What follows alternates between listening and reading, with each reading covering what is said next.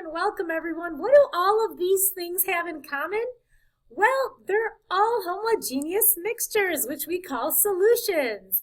So we know that matter is broken up into two major categories. So either it's a pure substance, element, or a compound, or it's a mixture where you have an and in there, any type of and. So these all have an and in them. So we look at dish detergent, for example, but it's homogeneous, meaning everything looks the same. It's all uniform. Same thing with hand sanitizer back here.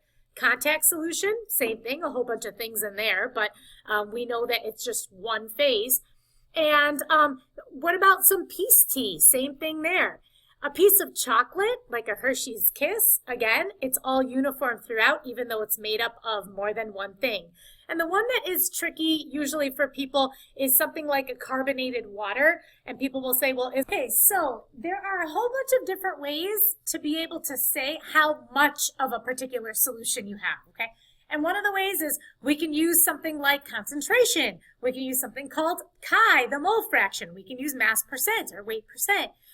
We can use something called molarity normality, okay? So there are different things that we can do in order to categorize these. But if we take a look here, so when I go to add some of this cobalt chloride, I can see that my concentration is changing here, okay?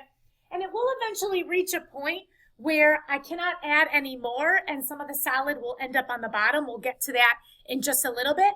But this is creating a cobalt chloride solution. I'm simply adding it right to the water and it's dissolving right within, okay? And so what you can do is, so solute is being added to solvent. So remember the solute in this case would be the cobalt chloride and then the water would be my solvent. Now I want you to keep in mind the difference between a solution and a pure substance, okay? So a pure substance is also going to be uniform, but the difference is that it must be made of one particular type of element or one particular type of compound. That's what makes it a pure substance.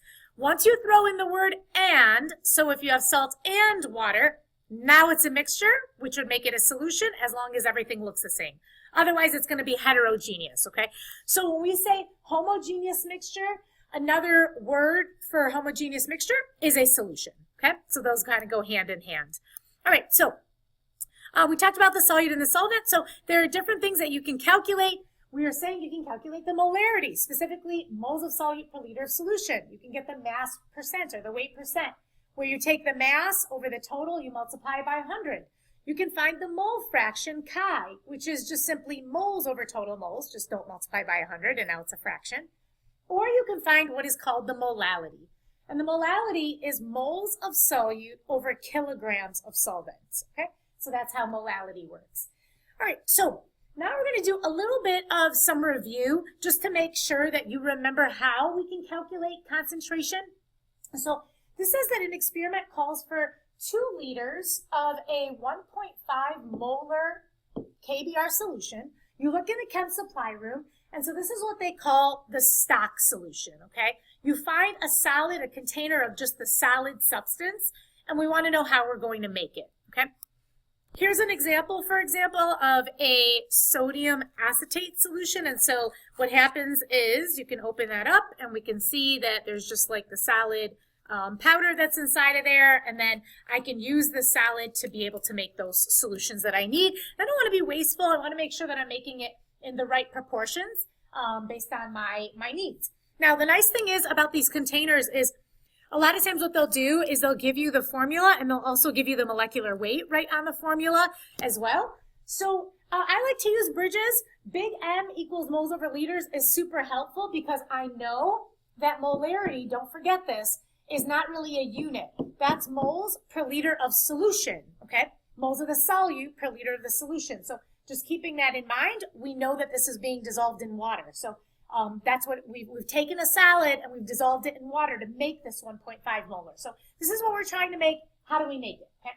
So I always like to say, what am I looking for? Well, it doesn't tell me inside of this problem, but obviously I need to know how many grams I'm going to take out of this KBr, okay? How many am I going to take out? And then how much water am I going to add in order to make this solution? So I'm looking for grams, all right? And so if I'm ending with 1 unit, I want to be starting with 1 unit, okay? So in this case, liters are going to be my 1 unit. So I'm going to take my 2 liters, I'm going to throw in a bridge, I'm going to go with liters. Well, I know my molarity right here, so I'm going to put in 1.50 moles per liter. And so if I want grams now, all I'm going to do is convert my moles to grams, and I already know my molar mass is 119.0. Just add it up using the periodic table molar masses. And so when I do this, I end up getting 357 grams of KBr. But remember, I haven't made it yet because that would just mean that I just took the solid out. So that's 357 grams of the solid. And now what I would need to do is I need to add water, okay? So remember, we did this in 2 steps. So my first step would be weigh and place, or, weigh, I like kind of weigh and place if it's a solid. Weigh and place 357 grams of KBr. Remember, we like to do this into a volumetric flask, and in this case, it'll be a 2-liter volumetric flask, but into a volumetric flask. And then the second step is you have to add water. Don't forget that. Add water until the total volume is 2.00 liters. Okay, so remember, when we say 2 liters of the solution, that's the water and the solid together. Okay, and the solid's not really, even if it's 357 grams, it's not going to really make that much of a difference to the actual volume. Okay, so I really quickly just wanted to go over a little bit of like molarity versus normality. Not that it's going to come up, but it's something that is, if you end up going into anything in the medical field, they typically don't use molarity, they use normality. And so it's just kind of good, one of those like good to know types of things, especially if you're around doctors, maybe doing a mentorship or an internship or something like that. So when they say normality, all they do is they take the molarity and they multiply by the number of ions that are actually being released. And so if you have, for example, an HCl solution, then what you could do is, and they say 50 grams of it in 1.5 liters, you can calculate your molarity. So all we do is we change our grams to moles. Once we get our 1.37 moles, then we divide by the liters, and we get 0.914 molar. Well, what you do then is you just simply multiply by the number of ions, and in this case, we're specifically looking at the hydrogen ions that are being released. And so we would say times 1, because every HCl has 1 hydrogen ion, okay? But if it were something like, maybe you were looking at the number of chloride ions, and so in a calcium chloride solution, and it was CaCl2, well, you'd have to multiply by 2 if you were specifically looking for the chloride ions, okay? So that's what they mean by normality. All right, so let's take a look here at the next page. So now, same thing here, but we have 59.5 grams of the KBr. We want to know how many milliliters of the 2 molar KBr that we can make. So again, we can either use the bridge or we can use the equation. So for this one, I'm going to go ahead and use the equation just to kind of show you. So it's big M is equal to moles over liters. And so I know that in this case, I know my grams, and I'm looking for milliliters, so I'm going to find liters first, okay? So my big M is 2.00 molar, and then I come to do moles, and I'm like, oh, wait a minute, I don't know moles, I know grams. So over on the side, I'm just going to switch my 59.5 grams of the KBr, and I'd already said that it was 119.0 grams for every mole. Gives me 0.500 moles of the KBr with 3 sig figs. So now I know my moles. And then remember, I need to use I call it the swap thing. So I'm going to swap these out with each other. And so then 0.5 divided by 2, I get 0.250, but that's liters. So remember, biggie small, if I'm going to a smaller unit, my number should be getting bigger. So I'm going to go 1, 2, 3 loops to the right. And so my answer is 250 milliliters. If you were asked how to make it, then you would simply just be putting the 59.5 and then adding water until you get 250 milliliters, and that would give you your 2 molar solution. Okay, and so this last question here is asking us for the molarity. I just wanted to make sure that we kind of go over a little bit of this, because if you're ending with 2 units, remember, molarity isn't just 1 unit. Molarity is actually moles per liter. So I'm actually ending with 2 units, and that means that I want to be starting with 2 units. Okay, so I take a look at the problem here, and I see that I've got grams, and I have milliliters.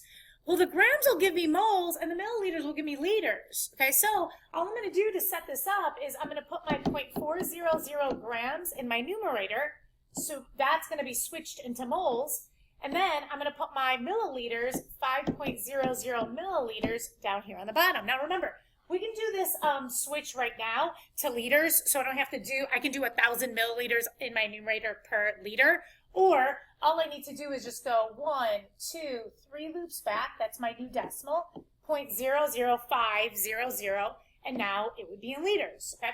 So I can just switch that right now so I have it. Well, now the only thing that I need to do is simply switch my grams to moles. That's pretty easy. And the molar mass of this is 58.3 grams per mole for the magnesium hydroxide. And so then all I would do is divide this, and it should give me 1.37 molar as my final answer. Okay. And this is just asking for molarity, so there's no statement. The statement is you're going to put 4 grams, 0.400 grams into the 5 milliliters of solution, and that's your molarity. Okay.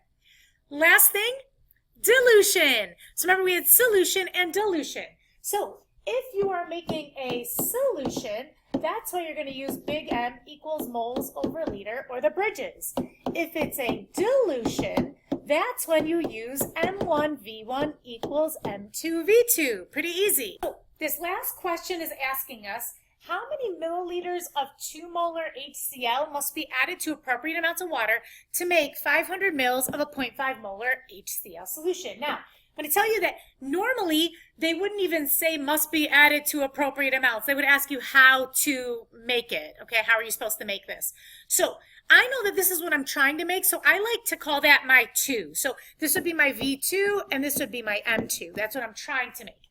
This is what you would normally call your stock solution, because that's what you're starting with, that's what you have right now, and you're trying to figure out how much of it you need to take out. And again, by the way, a lot of times it doesn't even give you this, it doesn't even say how many milliliters, it simply says, tell me how to make it, okay? So, I know it's a dilution, so I'm not changing my substance, it's HCl still, okay? So all I'm gonna do in this situation is simply do M1V1 equals M2V2, and let's throw in our values. So my original molarity is 2 molar. I don't know how much of it I'm taking out. That's what I'm looking for. Is equal to my 0.500 molars, what I'm trying to make. And notice, I'm starting with a more concentrated solution. So I'm trying to dilute it down. And I'm diluting it down to 500 mils. Now, I know you're probably thinking, should we switch it to liters? You only switch it to liters if it's like a molarity problem. In this situation, it's a ratio, so I'm okay, as long as I know that I'm going to get my V1 is in milliliters. Okay. So all I'm going to do is just simply multiply and divide. I get that V1 is equal to 125 milliliters. So now to make my statement, okay? Similar to what we did before, so my step 1 is, instead of weigh in place though, I'm going to measure and pour. Usually you pipette, but a pipette would be for a small amount. This is 125 mils. So I'm going to say measure and pour 125 milliliters. Now you need to know what it's of. Well, that's V1, it's of M1. So remember this? So 125 mils of 2 molar HCl into what? Into a volumetric flask. Okay. Now, volumetric flasks only have 1 volume, so because I'm trying to make 500 mils of it, this is what I want. This is what I want, okay? Then I would use a 500 mil volumetric flask. So step 2 is add water until, because you haven't diluted it yet, right? It's still the same concentration. The total volume is 500 milliliters. All right, okay, so that's our solution dilution pretty quickly, and then also being able to do some of those calculations for concentration, okay? Happy day, everybody.